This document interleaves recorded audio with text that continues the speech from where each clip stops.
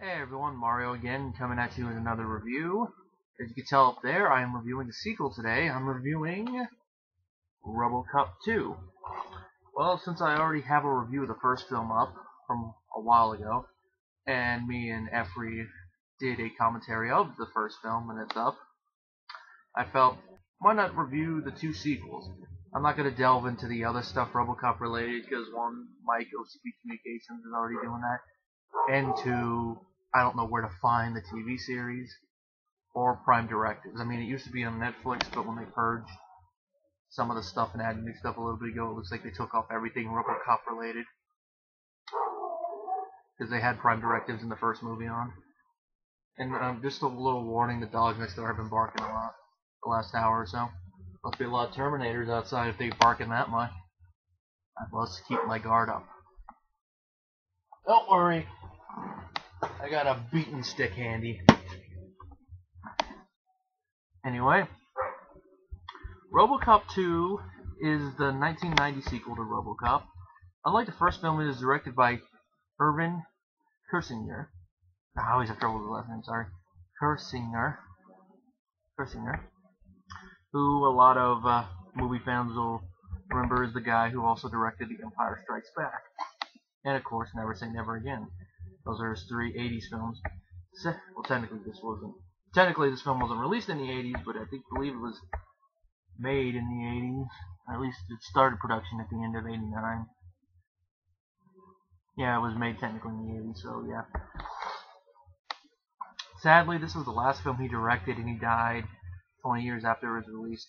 And I think part of the reason that he never directed another film was the reaction this film got. Because the first film made money compared to its budget. It was like a $13 million budget, give or take. Made, I think, around 50. This one was made 35, and it made only 45. So, relative to his budget, I guess you could say more or less it's a flop or barely broke even. That combined with the fact it got mixed reviews from critics. Like, currently it has a 33% with the critics on Rotten Tomatoes. No better with the audience, they're 36, which you could tell at the time it came out why the studios would be like, you might have directed Star Wars, but that was 10 years ago. Let's not get another one. I'd have to say I agree more with the IMDb score, 5.6. Could be a couple points higher, like a 5.8, but more or less I can agree with that. And I'll say I really do enjoy this sequel. While it's not as good as the first film, and for fans of Irving, it kind of is disappointing that he doesn't strike gold twice and direct two sequels that are better than their originals. But I'd say for this film, it was the screenplay, because with Empire Strikes Back, you actually have the added bonus of George Lucas not writing or directing. He's only producing. So the screenplay from his story is written by someone who actually knows how to write, and it was written beautifully, and you got a very competent director, so both equal, the sequel is vastly better. With this one, you have a competent director, and you do have competent screenwriters, because the story was from Frank Miller, the comic book guy, Dark Knight Returns, and the final screenplay was based on his, with a rewrite by Walson Green. I don't know how many drafts are done, but I'm guessing because of a lot of stuff behind the scenes, it wasn't as acceptable. So there was stuff like that. Now, the reason Miller's screenplay was rewritten is because it was labeled unfilmable by producers, and it was changed to the final product. Although in recent years we actually did get to see what his vision was with a comic adaptation, which I have not read it yet because I haven't been able to find it. I've seen like little snippets. It looked like it would have been interesting. Probably would have cost as much as Terminator 2, but would have been interesting to see. Could you imagine if Verhoeven had talked them into waiting until he was done with Total Recall to film that? That would have been an interesting sequel. Now, Peter Weller reprises his role as Robocop, and this is the last time that he would play the role, which is a shame, because that would have been one thing that would have brought Robocop 3 up a little bit, would have been Peter Weller as Robocop. Not by much because of the script, but it would have brought him up a little bit. Now, the reason he didn't reprise the role is that he complained about how cumbersome and exhausting it was to wear the suit, and he also found the film to be negative and disappointing to work on. And apparently he was also upset that some scenes did not make it into the final cut. This is what he said about that. there was a couple of things that made the character more human that weren't used. I can't remember exactly what the scenes were. I just remember wondering why they weren't in. Now, I know a couple of years ago there was a handful of deleted segments from the film that were cut out. I'm guessing there's probably more. And the footage wasn't in the best quality. I know one of them was a deleted scene where Robocop is walking through the halls of the police station. He turns and he sees a woman showering. Because of the quality, it's kind of hard to tell, but I'm guessing it is one of the doctors that handles his equipment. Then he walks off and Lewis notices that he was looking at her, which of course he's a male up here, so obviously you can tell why he's doing that, especially, you know, with a longing or something, because he no longer has the equipment. Another one was a little added segment from later in the film. That's all I remember off the top of my head, but I'm best guessing there were other little minor tidbits, maybe some weren't filmed. Oh yeah, one of them was him visiting his grave. That would have been a very good sequence to have in the film. I understand it was cut because Irvin did not think that it looked convincing, at least the grave marker. He still could have kept it in. I mean, there was a scene like this in the original film that they cut out. This would have been the perfect place to use it. Now, Nancy Allen does reprise her role as well, and she does okay with what she has to give. You know, I think her performance of the first one's better, but she does a good job. Dan O'Hurley returns as the old man, as this Felton Perry as Donald Johnson. New additions, we got Belinda Bauer, Bayer, B-A-U-E-R, as Dr. Juliet Fax. Tom Noonan as Kane, who is basically our secondary antagonist. Because it just seems in the films that OCP always turns out to be the main antagonist. Don't get too into it. We got Gabriel Damon as the kid Hobb, Galen Gorg as Angie, Stephen Lee as Officer Duffy. You sold us out, Officer Duffy. Where is Kane? Robert Doquay returns as Sergeant Reed again. And of course, Frank Miller is a little cameo as Frank the chemist. And of course, the acting by them is not really the problem, because like I said, Irving's a capable actor. You can get performances out of him. It's going to vary with the characters, what they're going to do there. Now the plot is that it continues from the events of the first film. The cops are on strike because they believe that OCP hasn't been treating them fairly, which we actually find out a little bit more about what they've been doing. I mean, they cut their salaries and canceled their pensions, which is very sad. And on a side note, it is an example of why in real life we should not privatize a lot of things. You know, we privatize prisons and all that. We should not privatize things that should stay social services like this. Like the police should not be privatized. Fire departments should not be privatized. You probably get stuff like this. You know, them cutting salaries. They shouldn't. Anyway, I'm getting off the track.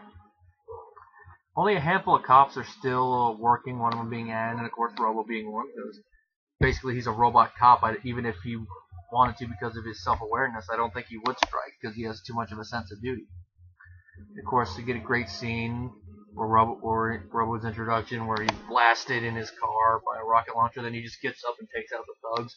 Peace, officer. Think it over, creep.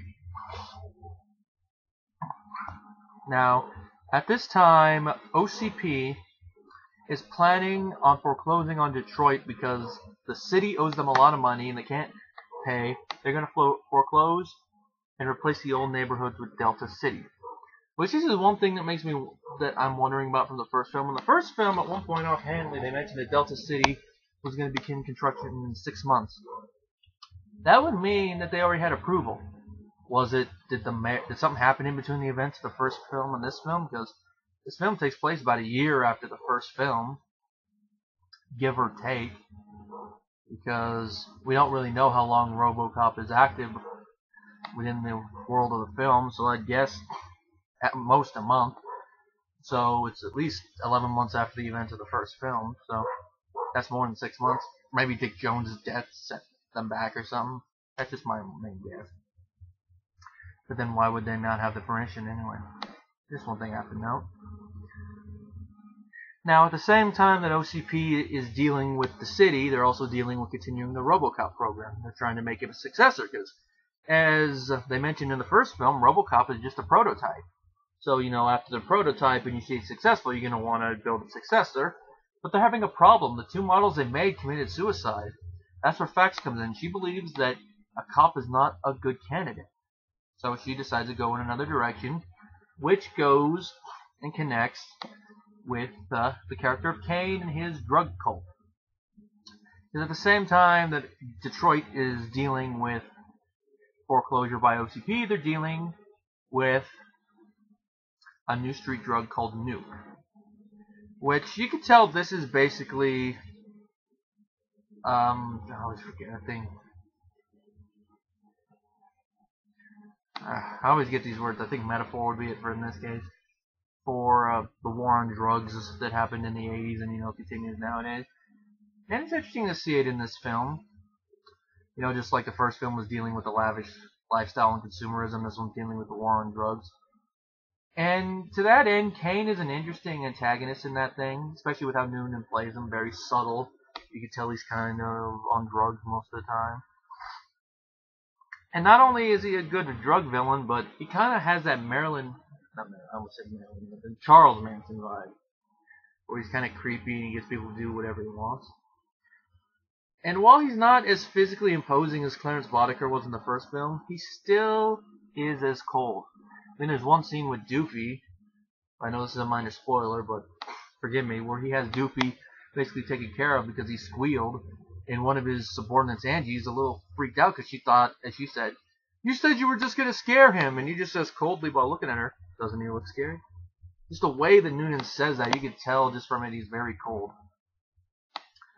Now, it's not really mentioned in the film, but you can tell he does not really like Robocop that much.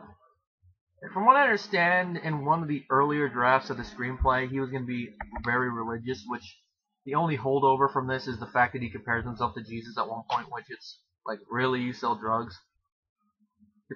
I don't think Jesus ever sold drugs.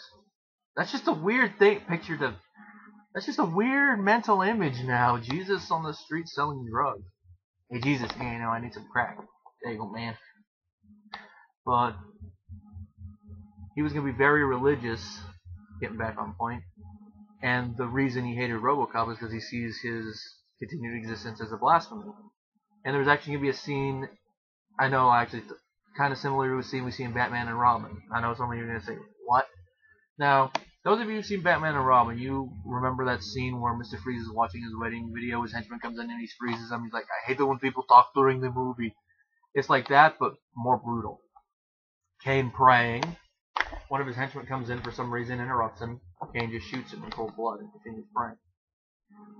That's just the gist of the scene. I don't know what the specific dialogue or something would be, but that would have been a very interesting scene when it showed just how cold-blooded Kane was.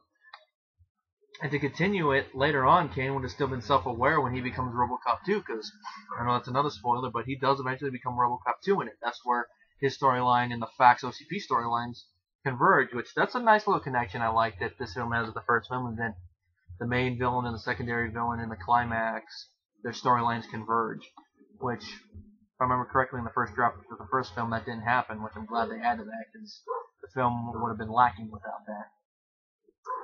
He would have been self-aware in the last act, which, even though I don't mind that he's not, except of course for his love of Nuke, that would have been interesting. It would have added a new dimension to all the scenes. And of course, you could have changed Robocop's one-liner when he finally does win from goodbye to God this or something, because at that point, Kane was going to see himself as Jesus. Yet you can see why. I mean, the first film, there's some Christian allegory in there, so you could have like an Antichrist allegory here, if done right. Of course, if Verhoeven had directed it, I bet that would have been in there.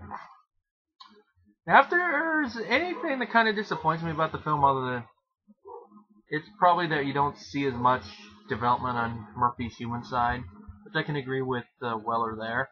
You see some in the first act, where he goes and drives in front of his wife's new house each day, and then a scene where he's talking with lawyers and a couple of his technicians. about his wife. You know, do you think you could ever be a husband to her? What can you offer her? And it's very subtle on Weller's part, but you can just tell from the way he's holding his face and how he speaks that he knows the guy's right and that he's just painting her by doing this. Now, I know that scene was supposed to take place later in the film, but I think it flows a little better with where it is in the movie. Which, I'm guessing this is why, partially why Weller thought that there was stuff cut out that shouldn't have been. And I wonder if it stems from them putting that scene earlier in the movie. If it was, maybe they should have put it later on and kept put some of the other stuff in, but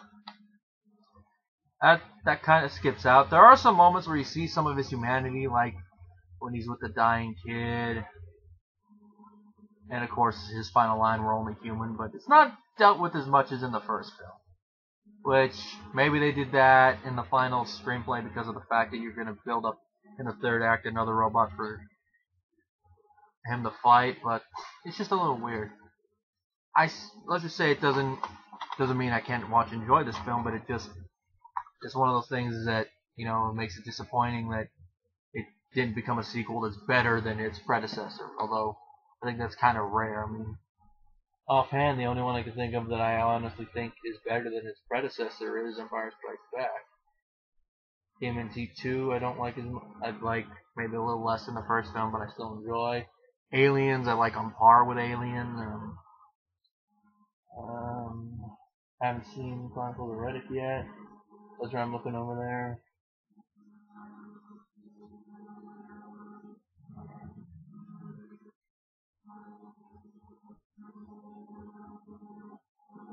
Well, yeah, that's about it I can think of offhand. I don't want to sit here for hours thinking of sequels, but it's a little disappointing. Though I will say it is a worthy sequel. Now, acting-wise, like I mentioned, Weller does a great job, especially at the part of the film where they put in more directives, which this is part of the thing about the film I do like, is that it does keep the satire in. I mean, there's commercials throughout the film, like the Sunblock 5000. Frequent use will cause cancer. No may in there? It will? Why would you use it? And of course, my favorite, the perfect way to open a film. Magnavolt, the final word in auto security. Magnavolt, lethal response. And of course, the scene, which I never really got the point of this as a kid, but as an adult I look at it and go, oh, now I get it. The little thing where they put all the directives in Robocop to mess with him because the parents are complaining. He should talk with the criminals. You remember Detroit? It was crime writer. Talking is not a good idea. But it's a little satire on those parent groups. You know, the parent groups that always get up in arms, like in the 80s, it was the ones over music, you know, led by Al Gore's wife. That the singer from Twisted Sister had to go into their congressional meeting. And of course, also the parents groups that are responsible for the toning down of the TMNT sequel. And the movie's too violent. It's about turtles who are ninjas. Did you not expect at least some violence? In the cartoon has fighting, and they basically, in the cartoon they kill the foot soldiers. Granted, they're robots, but they're still technically killing them. And of course, that scene with all the directives shows off Weller's acting chops because he's playing the character totally differently. Now, some of it is a little weird, and I admit here they probably could have actually gone a little bit more with it, like shown his humanity, like show him actually trying to fight against his programming, because the programming's there and he's trying to get rid of it. They only do that near the end of that part. And it would have shown Weller's capabilities and acted a little more. It does in this scene. Probably my favorite bit of it is the thank you for not smoking bit. But it is interesting. Nancy Allen, like I said, still does a great job as Lewis. Belinda, she does okay as Fax, but with how her character is written, you can tell she's just totally straight up. I don't know if evil would be the right word, but she's a you-know-what, a female dog. Which I guess because she's supposed to be a corporate lady, I guess that's why they wrote it that way. Johnson, they made him a little cutthroat here, which it's only subtly hinted in the first film that he is, which I can see why they would do it, but you can still tell he does still kind of have a heart, because he is kind of disappointed that Robocop isn't online, and he doesn't want he doesn't want people like, let's say, Kane's brain used in the project. He's shocked at it. So at least he does have at least some of a brain, which you see a little bit in the next film as well. Dan O'Hurley does a great job as a villain. Those of you seen Halloween 3 know he can play a bad guy, and here he's playing not as evil as in that film, but still pretty good. Now some people would wonder, he wasn't a bad guy in the first film, why in the second film would you make the old man the bad guy? Well, in the first film, it does kind of hint that this could happen, but Dick Jones is the main bad guy of the first film. Because there are a few moments in the first film, like after the Ed 209 incident, and Dick Jones is talking to him, when he mentions the whole glitch thing, he's like, "You call this a glitch?" The thing that he seems more worried about is the fact that this is going to cost them money in the long run, more than the fact that just one of his employees was murdered in front of him. And then of course later in the film he's worried, of course, when his own life is threatened.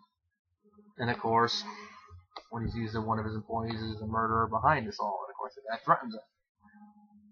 So that kind of does stuff like that can lead to this, where he's trying to do anything to foreclose on Detroit to build Delta City, as we see at all costs. There must be no witnesses. And then of course the whole ending, which of course it makes me wonder what does happen to him in between 2 and 3, but something we'll probably never know. My guess is he goes to jail because they refer to him in the past tense as the former chairman. Noonan, like I already mentioned, I thought he did a good job as Kane. But if there's anything, I wish they would have made him still self-aware and kept that little bit religious bit in about him. I know that one of the scenes deleted also involved him, but I can understand why that scene's deleted because it's kind of unnecessary. It's a scene where him and Fax are talking in the OCP building. Not really a needed scene. The only thing it really adds is why later on Fax would select Kane when she knows he's been injured and looking over his profile. Gabriel Damon is Hobb. This I can understand why some people complain about it, but it doesn't bother me. The kid who swears who's in with the drug company. Now I know some kids use drugs, I don't know the percentage. I know some kids swear. I could see this still going with the whole satire thing, another shot at the parents. Because, we gotta put an evil kid in the movie. And I think Gabriel did it, for what his character is, did an okay job. I know later in the movie we're supposed to sympathize with him, which I think it's more sympathetic considering how it happens. I'm not going to spoil it, but it does add a little tender moment with him and Robocop, even though what we see earlier. And it just shows how human Robocop is. I mean, if you can forgive that a little bit, at least for the moment, to placate the kid at that moment. Those of you who've seen the movie know what I'm talking about. That's why I think that's a good little humanity moment for Robocop. There was just more throughout the film. Now, like I've said a couple times already, it is not on par with the first film, but it is worthy of the name Robocop. And of the sequels that I've seen so far, this is definitely my favorite one. As for the remake, I will say if the remake is at least on par with this film, I will be happy, because I don't expect it to be better than the first film. If it's at least on par with this, I'll be happy. And I can tell you, like with the first film, this is, if Temeku ever had this film during their Classics movie nights, I would go see it. Granted, they had Batman Returns and I couldn't because of other stuff, but, one of those ones where I just want to smack myself. Anyway, my rating for Robocop 2 is 4 out of 5. If there's anything else I want to add is that this film deserves a special edition. The first film gets one, at least this film should get one. If you do one for the third film as well, at least have a documentary about what the people were thinking. Because the only special feature on here is the original trailer. They should at least have the deleted scenes on here. They're obviously Boston's